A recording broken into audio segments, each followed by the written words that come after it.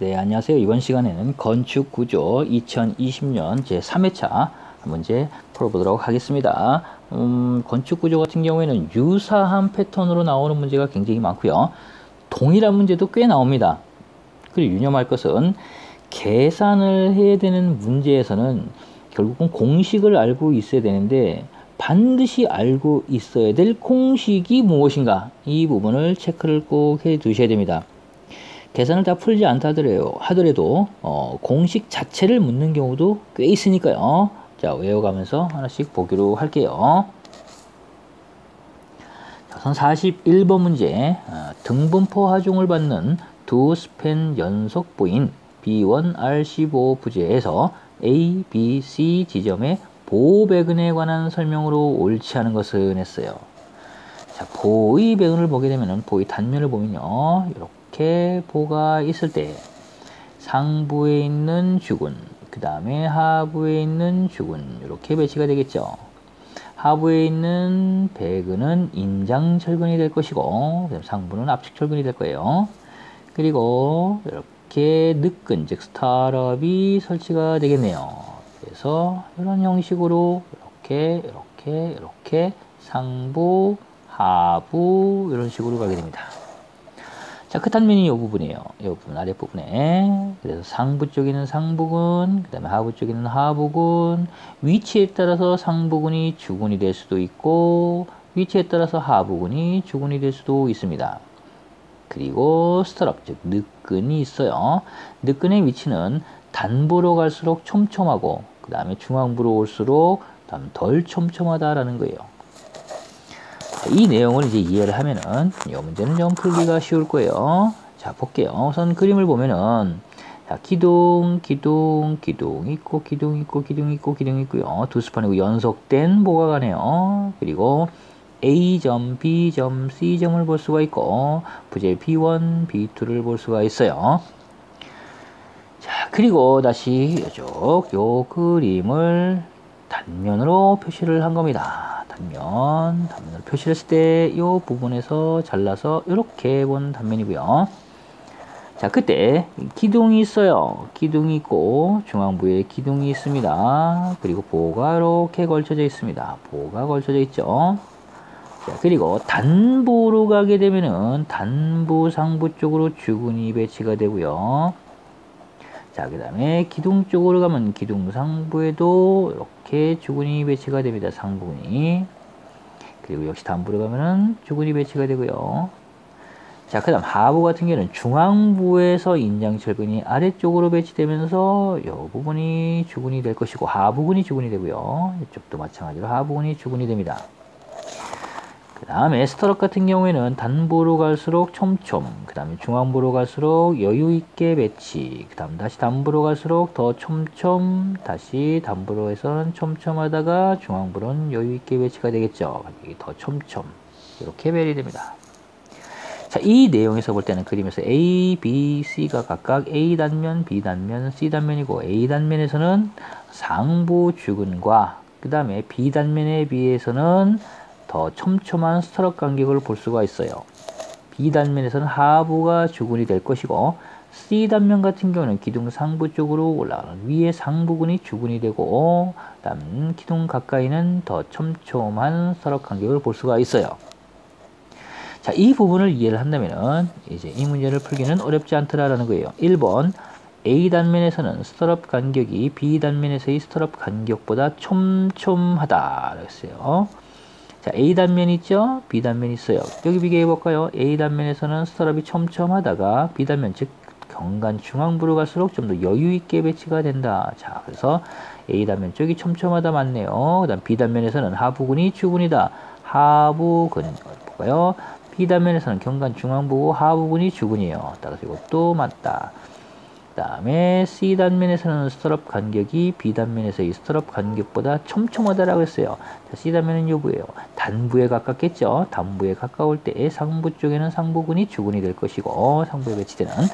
그리고 스트럽 간격도 촘촘하다. 어디보다요? 경관의 중앙부보다 더 촘촘하다라는 거예요. 자, 촘촘하다 맞네요.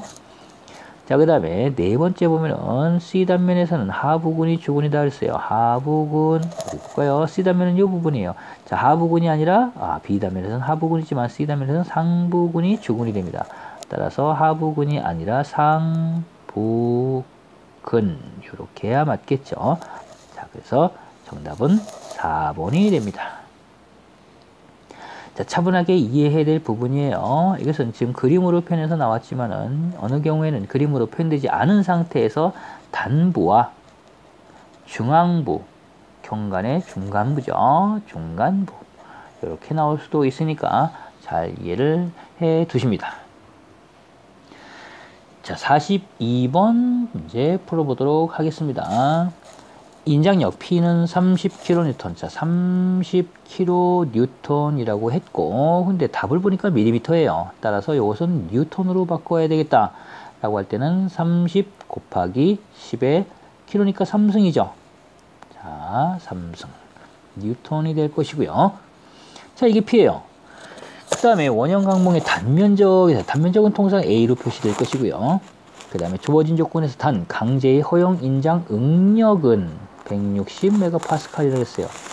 자, 응력은 160MPa. 그 다음에 A는 얼마이냐.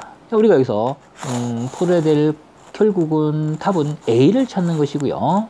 자, 근데 주어진 조건에서 보는 응력과 그 다음에 인장력이 있어요. 응력은 단면적 분의 그 다음에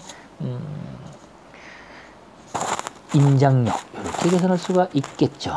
자, 그리고 요거에 따라서 단면적은 응력분의 P 이렇게 계산할 수가 있어요. 자, 그리고 다시 A는 응력이 얼마나 했어요? 160이라고 했네요.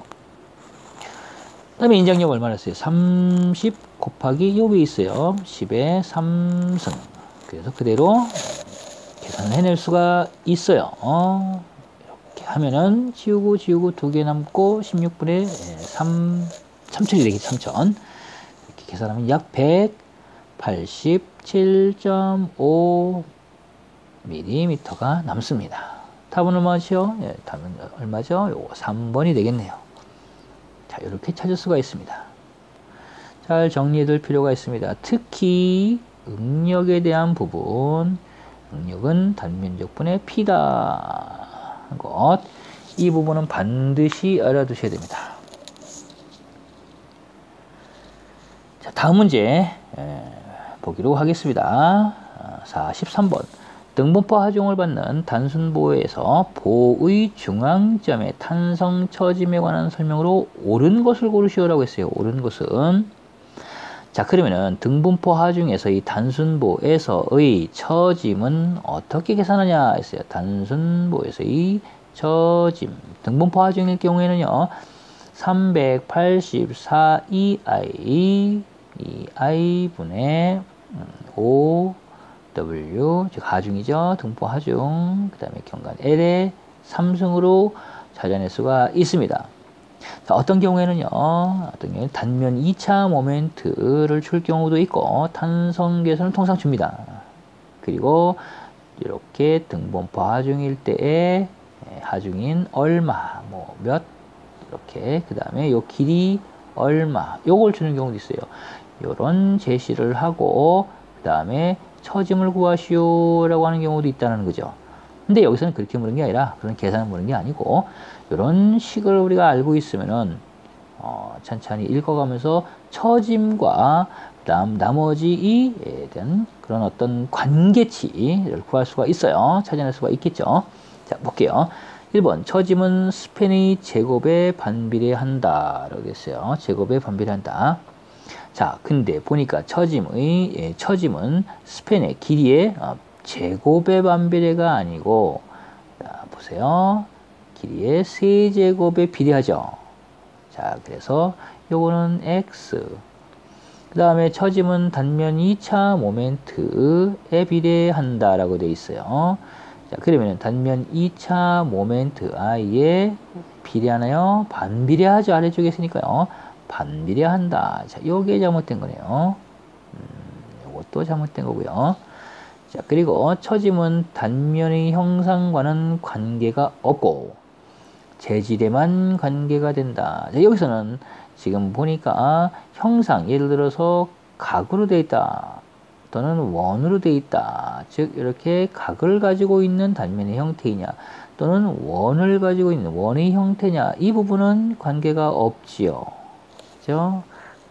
그래서 상관이 없다. 그런데 직접적으로는 요 계산상의 관계는 되지 않지만은 어디에 관계돼 있어요? 단면 2차 모멘트에 관계가 됩니다. 따라서 전혀 관계 없다고 하기는 어렵다라는 거예요. 보이는 것의 형상 얘기는 없지만은 어쨌든 단면 2차 모멘트를 구할 때는 이런 사각이냐 아니면 원이냐를 가지고 계산을 해내야 되기 때문에 관계가 없는 것은 아니다. 됐죠? 이건 반대로 설명이 되어 있다. 자, 그리고 네 번째에 보면은 처짐은 탄성계수에 반비례한다 라고 했어요. 탄성계수 아래쪽에 있죠. 이렇게 아래쪽에. 따라서 처짐은 탄성계수에 비례가 아니라 반비례네요. 오, 요건 맞네요. 따라서 옳은 것은 4번이 됩니다. 자, 해설을 이렇게 한 번 더 정리를 해봅니다. 등분포 하중일 때의 처짐에 대한 내용 반드시 숙지를 해야 될 부분이고요. 그리고 스팬의 세제곱에 비례한다. 그 다음에 단면 2차 모멘트에 반비례하고 형상 재질에도 관계가 된다. 근데 이것은 어디에 관계되냐? 단면 2차 모멘트에 관계가 된다는 거 같이 알아두시면 좋겠다라는 거예요. 자, 그러면은 요 문제는 계산하는 문제가 나올 수 있으니까 한 번 더 식을 보아두시면서 한 번 더 정리를 해두십니다. 자, 다음 문제 보기로 할게요. 자, 44번이고요. 그림과 같이 스팬 9.6m, 스팬이 9.6m라고 했어요. 그럼 9.6m 그림 체크해 볼까요? 그리고 간격이 2m인 합성보의, 자, 간격이 2m라고 그랬으니까, 자, 단부와 그 다음에 합성보, 그 다음에 합성보, 단부. 그러면 요 간격이 각각 2m, 2m, 2m, 그죠? 2m, 2m, 2m를 가지고 있다.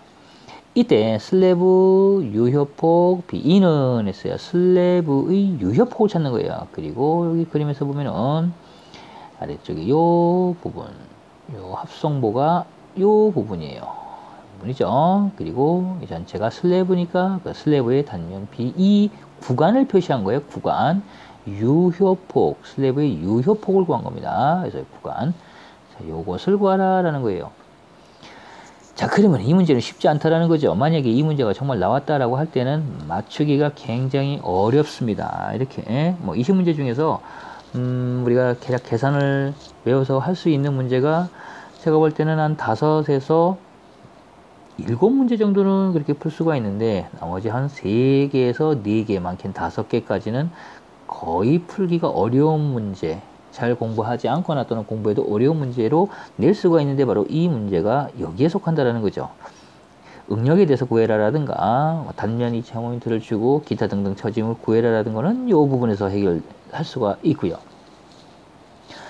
자, 같이 볼까요? 해설을 볼게요. 뭐 복잡하니까 해설을 보면서 같이 이해를 해보고 외울 것도 외우는 거예요.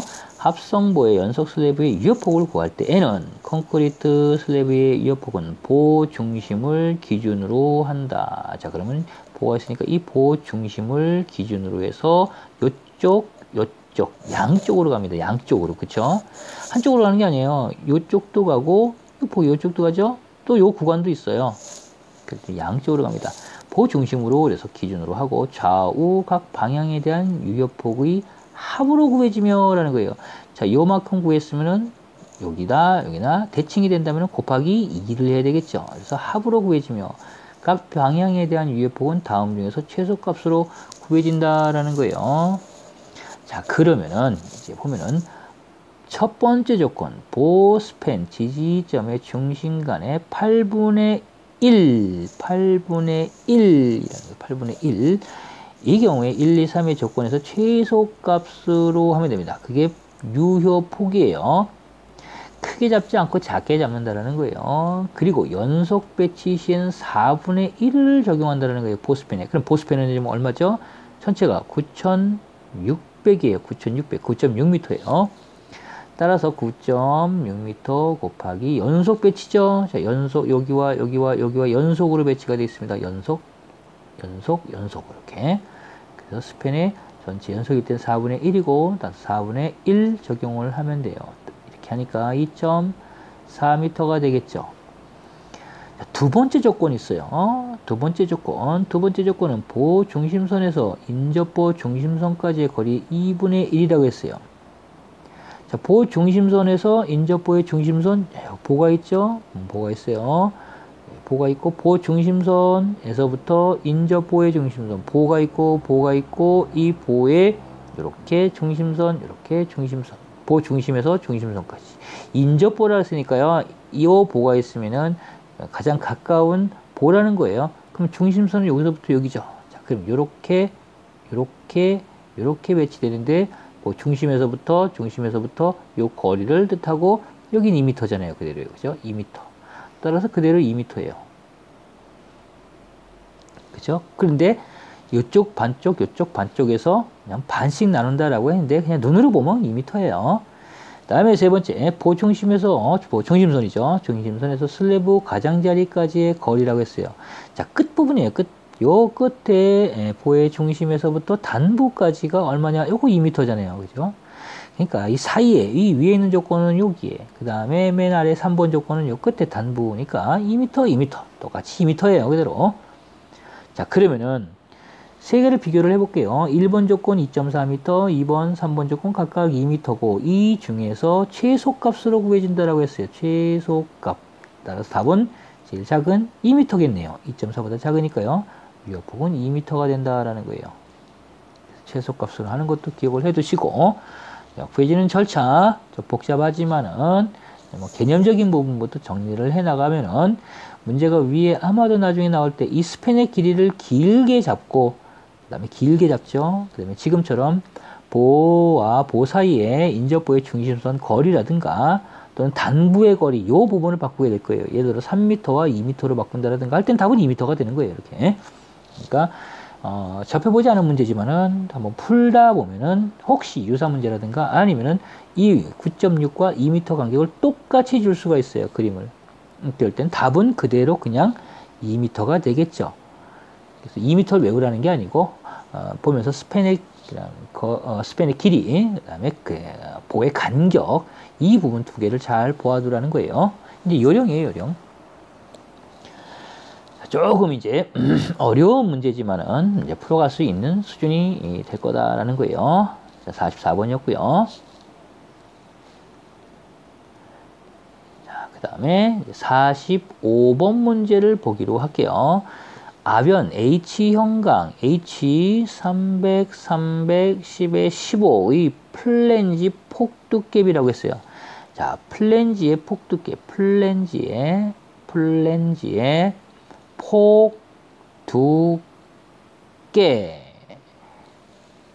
비를 봐라. 그래서 이건 판폭두께비고요.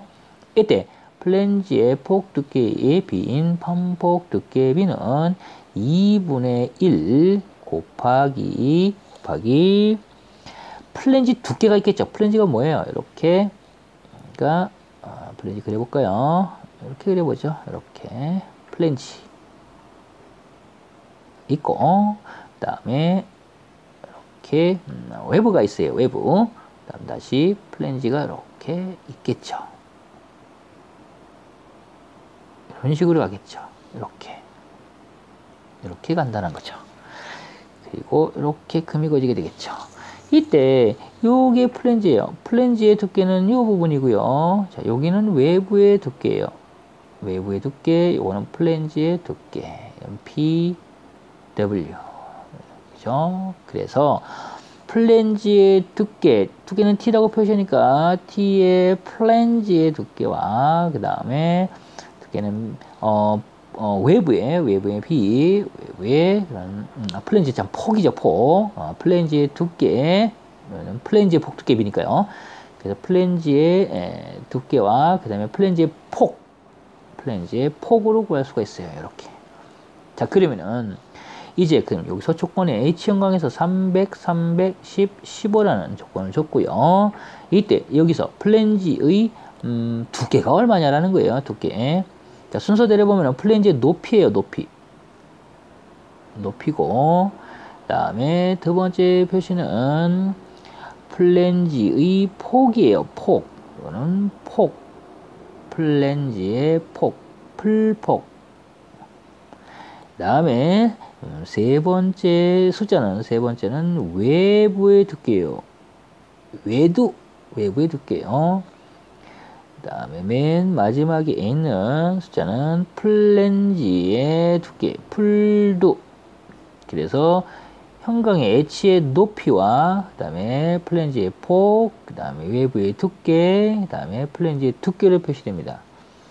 따라서 2분의 1 곱하기 플랜지의 두께를 찾아야 되니까요. 플랜지의 두께가 어딨죠? 15네요. 그죠? 그럼 15가 아래로 내려가고, 그 다음에 플랜지의 폭을 찾아야 되네요. 폭은 여기 있죠? 풀폭. 그래서 플랜지의 폭은 300이 됩니다. 그리고 계산을 해보면 간단하겠죠? 간단한 게, 나누게 되면은 뭐, 이렇게, 나눌 것도 없네요. 2 곱하기 15니까 요건 30이 되겠고, 그 다음 땡땡 지어지고 땡땡 지어지니까 뭐만 남아요? 10만 남네요. 따라서 10만 남다. 플랜지 폭 두께비는 10. 그래서 답을 찾아갈 수가 있습니다. 답 어딨죠? 답은 2번이 되겠네요. 자, 어렵지 않게 구할 수 있는데 문제는요, 형광에 대한 규격이에요. 표시 방법. 그래서 높이와 그다음에 풀폭, 외두, 풀두 이렇게 해서 알아두셔야 됩니다. 플랜지의 폭, 그 다음에 두께를 표시할 때는 외부부터 표시를 하고 그 다음에 플랜지를 표시한다는 거. 꼭 알아두실 내용이네요. 이것도 한번 그대로 알아두시면 추후에 문제 나올 때 이 숫자 정도 바꿔낼 수가 있으니까 또 그대로 낼 가능성도 있으니까 눈으로도 잘 보아두십니다. 자, 다음 문제 보기로 하겠습니다. 46번 문제. 강구조 기둥의 주각 부분에 사용되는 것이 아닌 것은 했어요. 자, 강구조에서 이 기둥이라 그랬어요. 그리고 주각 부분을 이야기를 했어요. 주각은 다리예요. 자, 이렇게 내려옵니다. 주각이 내려오겠죠. 이렇게. 자, 그리고 이렇게 플레이트에 고정을 시켜야 되겠죠. 그리고 다시 앙카로 해서 이렇게 빵빵빵 해서 콘크리트면에 그죠? 여기다 다 이렇게 팡 박아야 되겠죠. 앙카로. 근데 이렇게 세울 수가 없어요. 없으니까는 이 부분에 이 베이스 플레이트 사이드 쪽으로 사이드 플레이트라든가 이렇게 세워야 될 거다라는 거예요. 그렇죠? 이렇게 접합을 시켜야 되겠죠. 그리고 마찬가지로 클립 같은 걸로도 이렇게 고정을 해야 됩니다. 자, 요 내용이에요. 요 내용. 이렇게 해서 주각을 만드는 거예요. 주각. 두께가 있겠죠? 이런 식으로. 자, 이렇게 만든다. 자, 근데 이 주각 부분에 사용되는 것이 아닌 것은 했어요. 주각 부분에 해당되지 않는 것. 자, 보면은 1번에 보면은 앵커 볼트가 있어요. 볼트가 필요하겠죠? 볼트가 필요합니다. 볼트 팍, 볼트 팍, 볼트 팍. 그래서 볼트 있어야 된다. 이거. 두 번째, 리브 플레이트도 있어야 되겠죠. 자, 이런 플레이트가 있지요. 다음에 베이스 플레이트도 있어야 되겠죠. 이 판 이 자체가 베이스 플레이트니까 오케이라는 거예요. 베이스 플레이트. 자, 그 다음에 베이스 플레이트. 그 다음에 세 번째 플레이트 거더. 플레이트 거더는 여기에 주각부에 들어가는 것이 아니고 거더니까요. 거더니까 보에 관계된 거예요. 보에 관계된 거예요. 칼럼이 아니라 기둥은 칼럼이에요. 거더는 보예요. 보. 따라서 그냥 이름만 봐도 이것은 찾을 수가 있습니다. 플레이트 거더는 판폭 두께비가 커서 외부에 플레이트를 리베이트 또는 용접으로 접합해서 만든 그런 I형 단면의 거더예요. 이렇게 길쭉하게 계속 이렇게 가겠죠. 길이 방향으로. 이럴 때 이렇게 갈 때 이 위 상부 부분에 이렇게 판을 댈 수가 있어요. 플레이트 걷어 판을 대 가지고 단단하게 고정시킬 수가 있겠죠. 이것은 플랜지 판이 이렇게 얇을 경우와 두꺼울 경우로 생각을 해본다면은 두꺼운 경우는 잘 휘지를 않아요. 또 이렇게 회전되지가 않겠죠. 그렇죠? 그래서 판폭 두께비가 크다 해서 자굴될 염려라든가 할 경우가 있으니까 다시 요 위에 이렇게 거더를 둘 수가 있습니다. 판판한 거더. 요것이 플레이트 거더예요. 그럼 답은 뭐예요? 얘가 되겠죠. 길게 설명했지만 실질적으로는 앵커 볼트라든가 리버 플레이트라든가 베이스 플레이트라든가 여기 구성이 되어 있지만은 이름만 보더라도 플레이트 거더라는 게 있다는 거더만 보더라도 이건 포에 관계된 거지 기둥에 관계된 것은 아니구나 라는 것을 알 수가 있습니다. 의외로 어렵지 않은 그런 문제가 됩니다. 우리가 조금씩 이렇게 공부를 하다 보면은 항상 나오는 유형이 있어요. 주각에 대한 부분 철골조에서 철골 또는 강구조에서 나올 때에는 이 기둥 중앙부보다는 나오는 게 아래 이 지금 나왔던 주각이라든가 또는 보에 관계된 거 이 부분이 주로 나와요. 어쩌다가 나오는 경우는 이걸 양중을 해야 되니까 양중하는 그런 장비가 뭐냐 이런 정도로 나올 수가 있어요. 가장 흔하게 나오는 유형이니까 특히 중요시 여길 게 주각 부분이에요. 주각의 구성에 대한 그림이 있고요. 이 그림은 잘 참조를 해서 보시고 여러분 가지고 있는 책이 있다면은 가지고 있는 책에서 각각의 명칭을 한 번 더 보고 형상을 꼭 기억을 해 두시길 바랍니다. 자, 여기서 답은 3번이 되겠죠. 3번.